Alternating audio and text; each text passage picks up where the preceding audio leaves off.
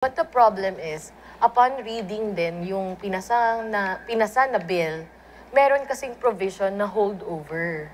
So meaning, lahat po ng mga opisyalis, mga incumbent officials na nakaupo ngayon, sila po ay mananatili sa kanilang posisyon hanggat hindi pa rin nagkakaroon ng another election in which tinukoy rin naman po dun sa batas na, sa bill na ipinasa, na it will be set on first Monday of November, 2026.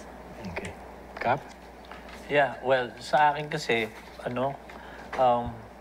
yung point ni Kags Marie na dapat talaga makikinabang ang susunod, hindi yung ngayon. Kasi, una, ganun din ang turo sa akin nung nag-aaral po ako pagdating sa paggawa ng isang barangay ordinance. Hindi ka pa pwedeng gumawa ng barangay ordinance na may tatlong klaseng idea na nakapaloob sa isang ordinansa.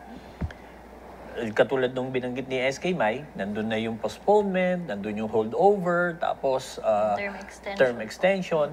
So tatlong magkakaibang, supposedly magkakaibang idea o prinsipyo yung pinasok at pinaloob dun